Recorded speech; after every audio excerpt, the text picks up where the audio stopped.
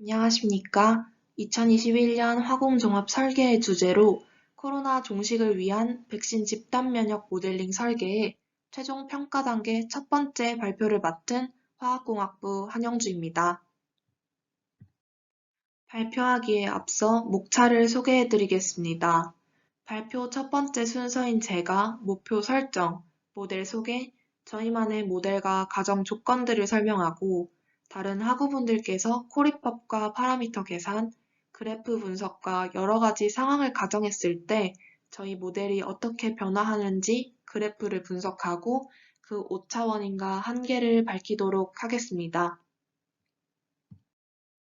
목표 설정 부분부터 설명드리겠습니다. 2019년 12월 중국 우한에서 최초로 코로나19가 발생하면서 전 세계 사람들의 삶에 상당한 영향을 미쳐왔습니다. 팬데믹 상황이 지속되고 거리두기로 인한 피로감이 극에 달한 2020년 12월, 임상실험을 거치고 효과가 높은 몇몇의 백신들이 제조되었고, 영국 정부는 세계 최초로 화이자 백신에 대한 접종을 승인했습니다. 백신은 거리두기로서 잡을 수 없는 지역 감염을 방지하는 효과를 가지며 더 나아가 코로나19의 종식까지 기대할 수 있게 해줍니다. 따라서 백신은 현재 사회 및 경제적으로 지쳐있는 많은 사람들에게 자유와 해방을 위한 중요한 도구로서 작용할 것입니다. 저희는 이번 발표로 여러 코로나 백신들로 우리 사회가 어떤 과정을 밟아나가며 집단 면역, 즉 코로나 종식이라는 희망적인 목표로 나아갈 수 있는지 살펴보려 합니다. 그럼 과연 집단 면역에 도달해 우리가 마스크 없이 생활할 수 있는 시점은 도대체 언제일까요? 자, 본격적으로 코로나19에 대해 한번 알아보겠습니다. 코로나19는 호흡기 감염 질환으로 비말에 의한 전파가 주를 이룹니다. 하루에서 최대 14일까지의 잠복기를 가져 예측이 매우 어렵고 그 전염력 또한 매우 커 수차례의 대유행을 불러왔습니다. 이로 인해 현재까지 팬데믹 현상이 1년 이상 지속되고 있습니다. 코로나의 등장 이후부터 정부를 포함한 많은 사람들의 노력이 있었음에도 불구하고 코로나19라는 바이러스의 특성상 많은 변수가 존재해 통제가 어려웠습니다. 저희는 이전 코로나 상황에 근거한 여러 모델들을 점검하고 수정하여 백신의 등장으로 인해 바뀐 새 모델을 세우고 모델링을 진행했습니다. 이번 발표를 마쳤을 때 저희는 백신 접종을 고려한 모델로 집단 면역의 시점을 예측할 수 있게 되며 이후 우리의 일상을 대비할 수 있으리라 기대합니다. 집단의 대부분이 감염병에 대한 면역성을 가졌을 때 감염병의 확산이 느려지거나 멈추게 됨으로써 면역성이 없는 개체가 간접적인 보호를 받게 되는 상태를 우리는 집단 면역이라 합니다. 집단 내에서 면역을 가진 개체의 수가 많아질수록 면역력이 없는 개체가 감염될 확률은 낮아지는 것이죠. 현재 정부는 그 목표를 70%로 잡고 있습니다. 집단 면역 70%에 도달하여 코로나가 종식이 되었다라는 것을 판단하려면 국내 1일 확진자 수가 0이 되어야 합니다. 하지만 코로나19는 잠복기를 가지기 때문에 확진자 수가 0이 되는 날이 있더라도 그 이후에 잠복기가 끝나 확진이 된 인원이 나타날 수 있습니다.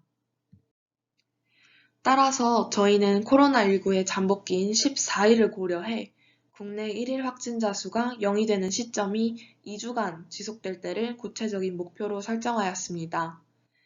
이때 실질 감염 재생산 지수 R이란 감염성 환자 1명당 점염 가능한 기간에 평균 감염시키는 인원의 수를 말합니다. R은 0 이상인 값을 의미하며 R이 1보다 크면 최소한 한 사람 이상이 추가적으로 감염될 수 있다는 뜻으로 감염병이 인군 집단 내에서 확산되어 유행이 지속됨을 의미합니다.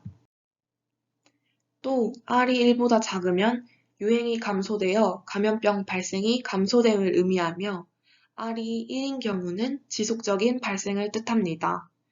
즉, R이 1보다 작은 상태가 유지되며 1일 확진자 수가 점차 줄어들다가 어느 순간 R이 제로에 도달할 때 1일 확진자 수는 0이 될 것입니다.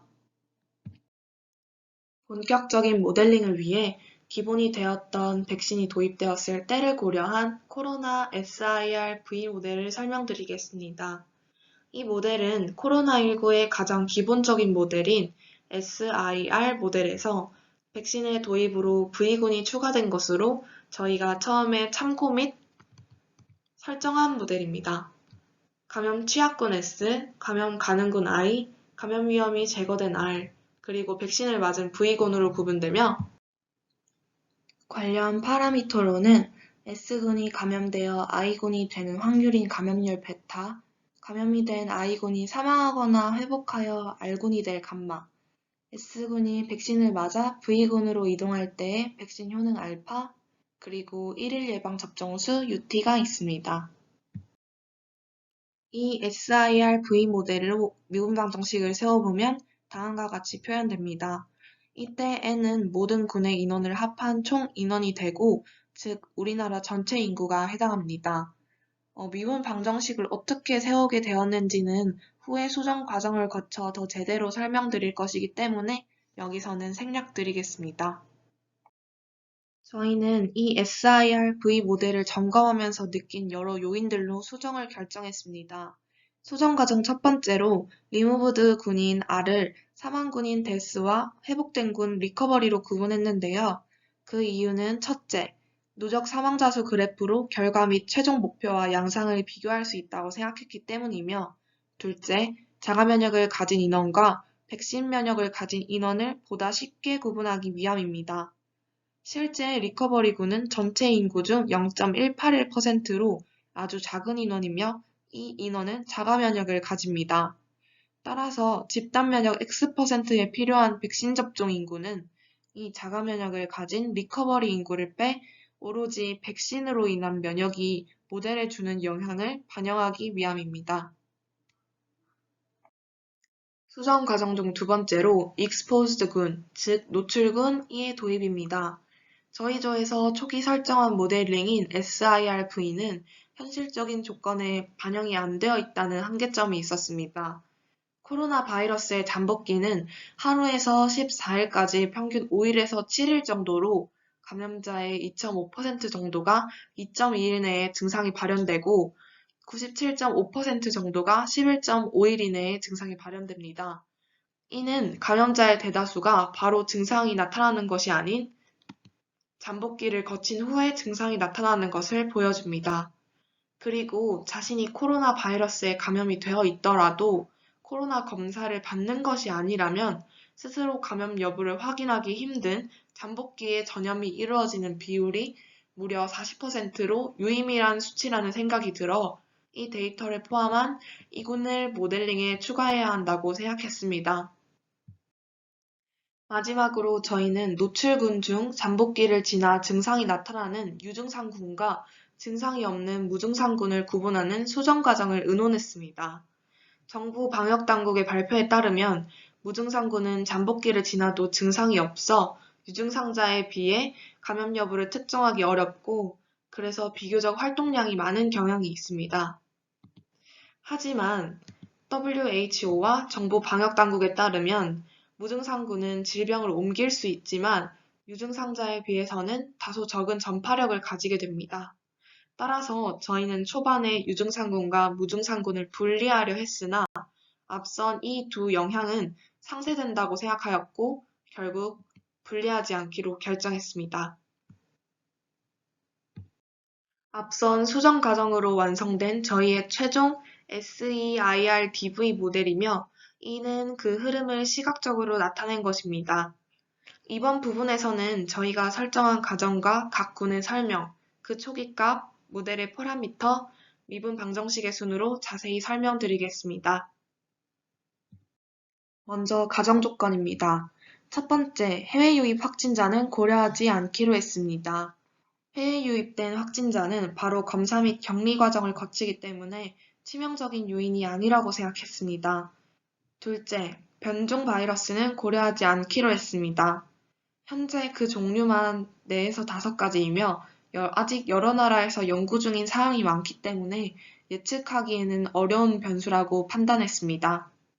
셋째, 각 백신마다 면역력 획득까지 걸리는 시간은 매우 상이하며 그 결과 또한 가지각색인 것을 확인할 수 있었습니다.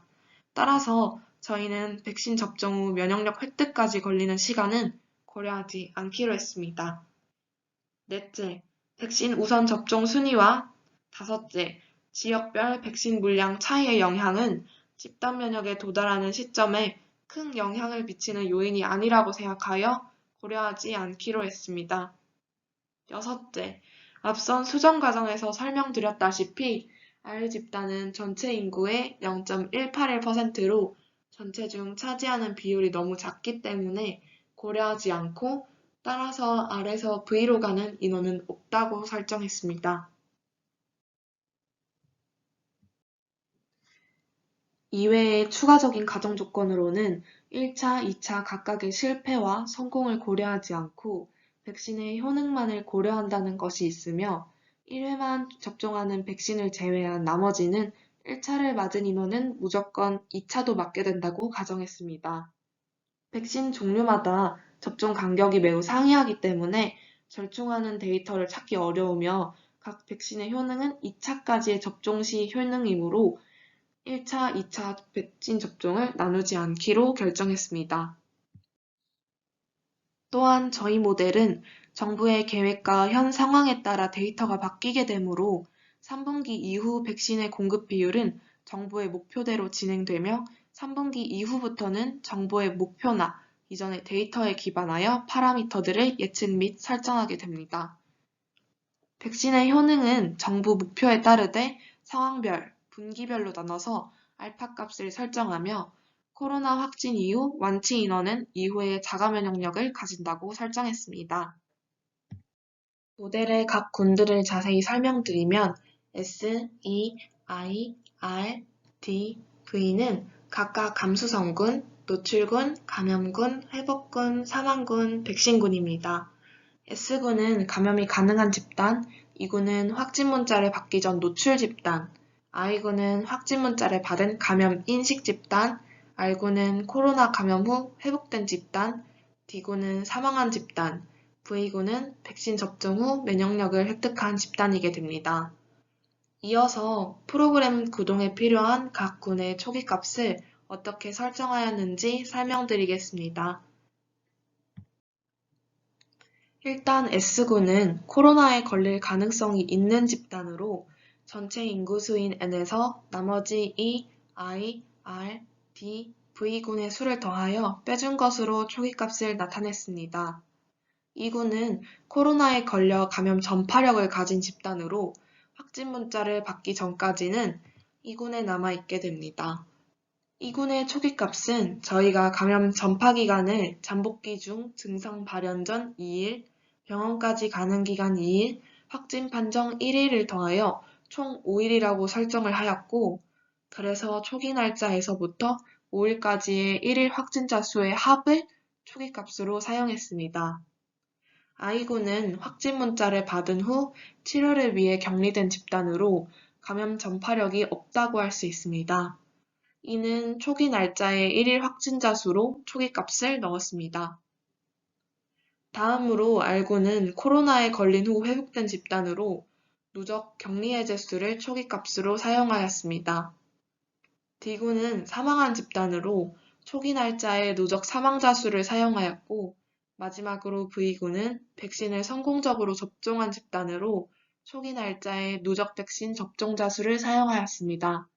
이를 숫자로 나타내게 되면 각 군의 초기값은 백신 접종 시작일인 21년 2월 26일을 기준으로 S군은 5,173만 950명이며 I군은 치료 중인 인원인 7,441명, R군은 7만 9,880명, D군은 1,585명, V군은 0명, E군은 1,818명입니다. 이어서 모델의 파라미터들을 소개해드리겠습니다. 베타는 감염률, 델타는 노출 기간분의 1, 감마는 회복률로 회복 기간분의 1, 알파는 백신 효능, UT는 1일 예방 접종 수, 입실로는 사망률, 소문자 D는 확진 후 사망까지의 기간분의 1입니다. 각 파라미터들은 왼쪽 그림에서와 같이 각 군의 영향을 받아 이동하게 되는 것을 나타내주며 이와 같이 표시되었습니다. 앞서 말씀드렸던 모델의 파라미터의 값들의 의미와 단위, 계산 방법, 그리고 그 값을 나타낸 표입니다. 델타는 대의분의 1로 노출 기간분의 1이며 저희는 감염 노출 기간을 5일로 설정했기 때문에 0.2로 계산됩니다. 감마 역시 대의분의 1로 회복률을 나타내며 회복 기간인 평균 14일분의 1로 계산되어 0.0714입니다. 입실로는 사망률을 나타내며 누적 확진자 수 분의 누적 사망자 수로 계산되며 그 값은 0.0137입니다. 소문자 D는 대의분의 1이며 확진 후 사망까지의 기간인 17.71분의 1로 계산되어 0.0565입니다. 베타는 대의분의 1로 감염률이라는 의미를 가지며 코리법에 의해 계산될 수 있습니다. 알파는 백신 효능으로 상황별 수평균을 통해 계산될 수 있습니다. UT는 대의분의 명수로 1일 예방 접종수를 나타내며 데이터를 기반으로 산출 및 예측됩니다. 베타, 알파, 그리고 UT는 계산 방법에 대해 뒷부분에서 다른 학우분께서 자세히 설명드리도록 하겠습니다. 이는 각 군과 이를 잇는 파라미터로 세울 수 있는 미분 방정식입니다. 시간에 따른 유입과 유출의 개념으로 미분 방정식을 세워보면 시간에 따라 S군이 감염률 베타에 따라 감염되어 2군으로 이동하고 백신 효능과 1일 예방 접종수의 곱에 따라 백신으로 인한 면역을 획득하여 V군으로 이동하므로 미분 방정식은 DSDT는 마이너스 베타 SE 나누기 N 마이너스 알파 UT로 표현됩니다. 나머지 E, I, R, D, V군도 마찬가지로 이와 같은 미분 방정식으로 표현되게 됩니다. 다음 발표를 맡게 된 화학공학과 강헌입니다. 이제 감염 재생산 지수를 계산하는 코리법에 관해 설명하겠습니다. 코리법이란 일일 확진자 수 데이터를 이용하여 과거 인플루엔자, 사스, 홍역 등 5개의 역사적인 전염성 질병 데이터 분석을 통해 검증된 감염 재생산 지수 통계 툴입니다. 통계 소프트웨어 패키지 에피에스팀을 사용하며 중앙방역대책본부와 과거 방역연계본부처에서도 서울시와 경기도의 감염 재생산 지수를 구하기 위해 사용했던 방법입니다. 따라서 충분히 신뢰도가 높은 방법이라고 생각하였습니다. 보이는 홈페이지는 코리법으로 감염 재생산 지수를 계산하는 후파오 사이트입니다. 코리법에 대해서 조금 더 설명하겠습니다. 먼저 WS는 감염된 사람의 감염성을 나타내며 시간 S에 따라 달라지는 변수입니다. 개인의 생리적 요인에 따라 달라지며 확률 분포적으로 평균과 표준 편차가 존재합니다. 감염 재생산 지수 RT는 타임 스텝 T에 새로 생산된 감염자의 비율로 추정합니다. 그때 감염자 비율을 IT라고 합니다. 시그마 ITWS는 감염된 한 사람의 전체 전염력을 나타냅니다. 실제는 접촉률과 전달성이 실시간으로 달라질 수 있지만 마스크 생활화, 거리두기 등 통제 수단이 있다고 생각합니다. 순간 재생산 지수는 시간 t에서 발생이 예상되는 2차 감염수를 감염된 개체수와 시간 t에서의 감염성으로 나눈 값으로 정의됩니다. 따라서 시간 t 이전 데이터를 사용하여 t 시점 이하의 데이터와 감염 간 시간 분포의 경험적 추정치를 사용하여 계산합니다.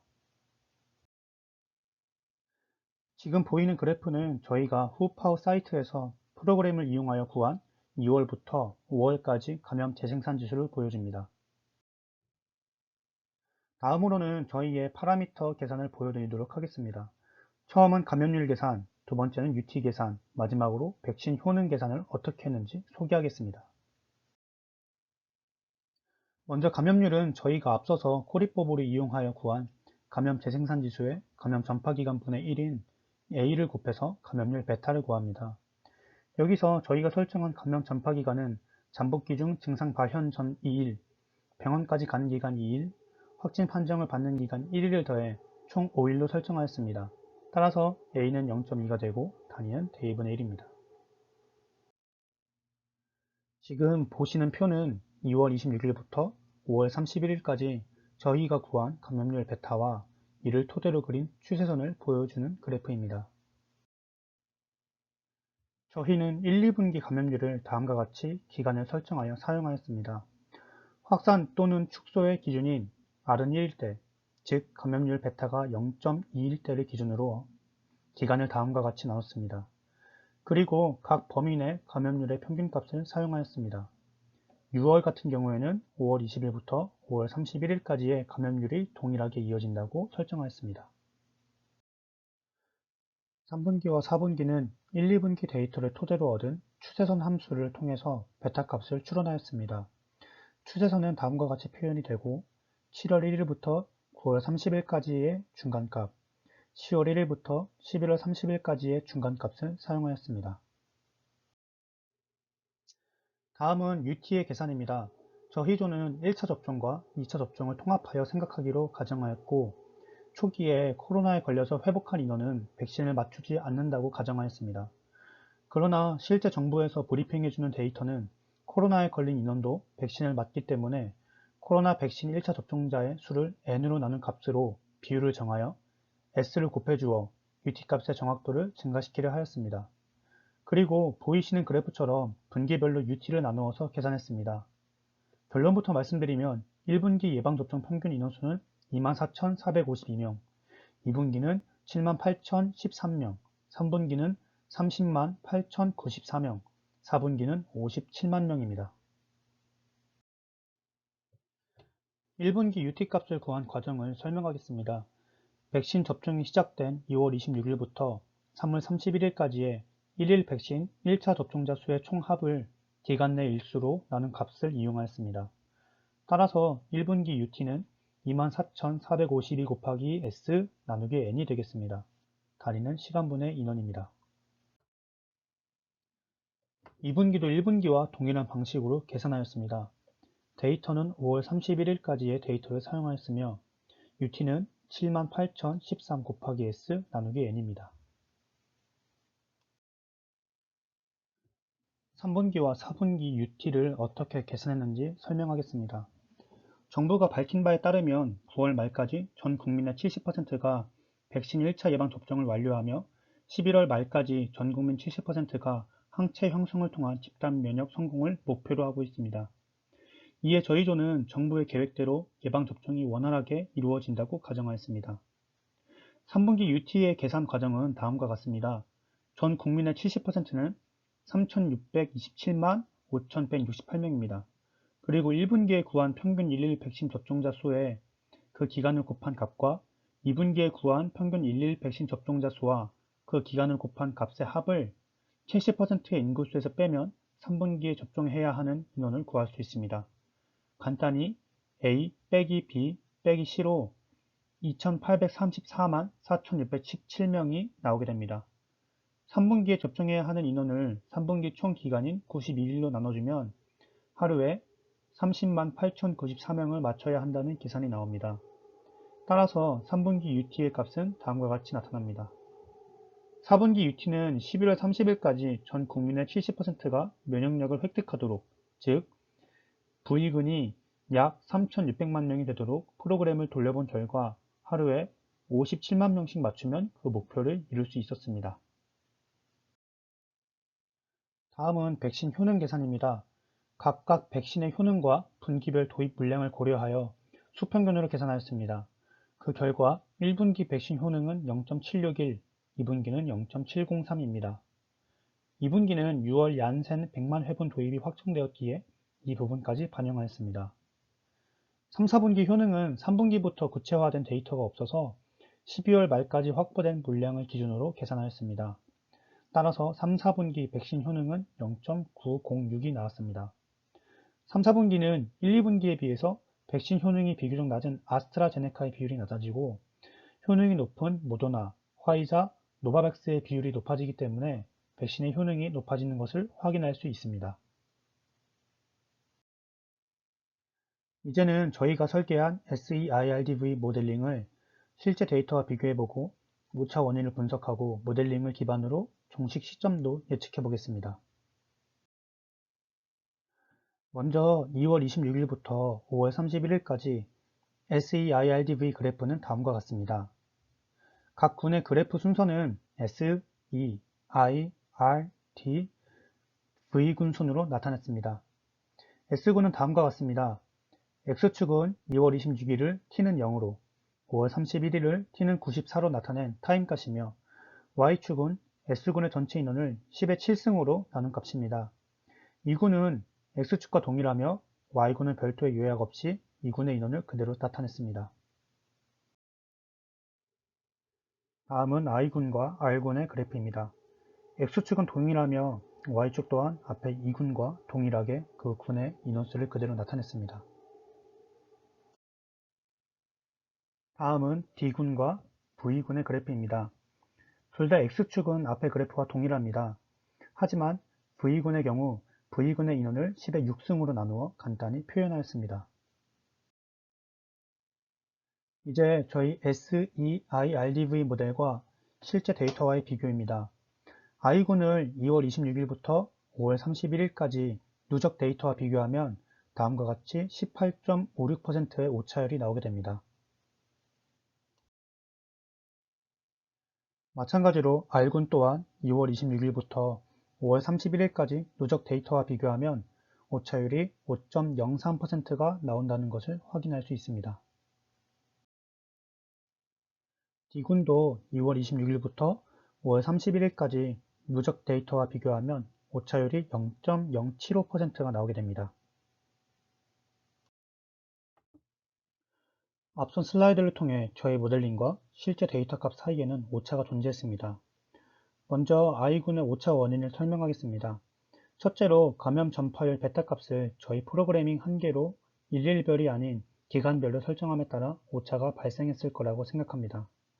두 번째는 저희가 1차 백신을 접종한 다음 2차 백신을 바로 맞는다고 가정했는데 실제는 그렇지 않으며 1차 백신 접종 후에 항체가 형성되지 않은 인원이 코로나에 확진되었을 가능성이 있습니다. 세 번째는 저희가 설정한 감염 노출 기간이 실제 감염 노출 기간과 100% 일치하지 않아서 오차가 발생했을 거라고 생각합니다. 다음은 R과 D의 오차 원인입니다. 현재 백신 접종은 의료기관 종사자와 특히 고령층을 대상으로 먼저 접종을 진행하고 있습니다. 그리고 정부의 발표 자료 및 미디어를 통해 알 수 있듯이 코로나 확진 후 사망자 비율이 고령층이 높습니다. 그러나 저희 조는 연령별 예방접종 우선순위를 고려하지 않았습니다.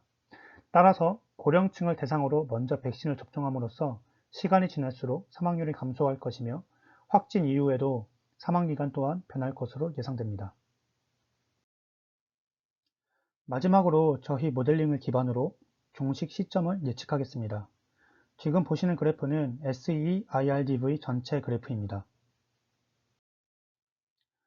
지금 보시는 것은 I 그래프와 R 그래프입니다. 그래프 표현 방식은 X축 시간만 T는 308, 즉 12월 31일까지 증가시켰고 나머지 부분은 앞서서 보여드린 그래프들과 동일합니다. 저희 조가 그린 I 그래프에서 I 값이 0이 되는 지점에 코로나 잠복기 14일까지 더해 고려한 결과 2월 26일 이후로 287일이 지난 12월 10일에 종식되는 것으로 확인되었습니다. 모델링을 통해 구해본 결과 종식 시점에서의 I 값은 0이고 R 값은 13만 1885명입니다. 지금 그래프는 S군과 E군의 그래프입니다. 종식 시점에서 S값은 1420만 3748명이고 E값은 0이 되겠습니다. 다음은 마지막으로 D그래프와 V그래프입니다. 종식 시점에서 D값은 2156명, V값은 3748만 3883명입니다. 안녕하십니까. 세 번째 발표 파트를 맡은 김태연입니다. 저는 앞선 두 분께서 말씀하신 저희 조의 모델링과 만약의 상황들을 비교하며 발표를 시작하겠습니다. 첫 번째로 코로나19 백신이 없었다면 어떻게 상황이 흘러갔을지를 예측하여 보겠습니다. 코로나 백신이 없을 경우 백신 효능값인 알파를 0으로 설정하여 모델링을 진행하였습니다. 모델링을 진행하면 다음과 같은 결과 그래프들을 얻을 수 있습니다. 우선 각각의 S, E, I, R, D, V 그래프들을 나타내면 다음과 같습니다. V 그래프의 경우 알파 값을 0으로 설정했으므로 V는 0의 그래프가 나타나는 것을 확인할 수 있습니다. 전체 그래프를 살펴본다면 다음과 같이 나타나고 종식 시점을 구했을 때 2월 26일 기준으로부터 701일 이후인 2023년 1월 27일로 구할 수 있었습니다. 이때 그래프에서 S군은 접종 가능 인구 수로 가정했으므로 백신을 맞지 않아 그 수의 감소가 많이 없음을 알 수 있습니다. 두 번째로 백신을 3분기부터 하나의 종류로만 맞았을 때의 상황을 예측해 보겠습니다. 먼저 화이자 백신만 3분기부터 맞았을 때를 살펴보겠습니다. 화이자 백신만을 사용할 경우 화이자 백신의 효능은 96%이므로 T가 125가 되는 시점부터, 즉 T는 2월 26일부터 125일 이후부터 알파 값을 0.96으로 설정하여 모델링을 진행했습니다. 결과로 다음과 같은 그래프들을 얻을 수 있었습니다. 현재 다양한 백신의 효능을 수평균한 알파 값보다 더 높은 알파 값을 넣고 모델링을 하였으므로 종식 시점이 더 일찍 예측될 것을 예상했습니다.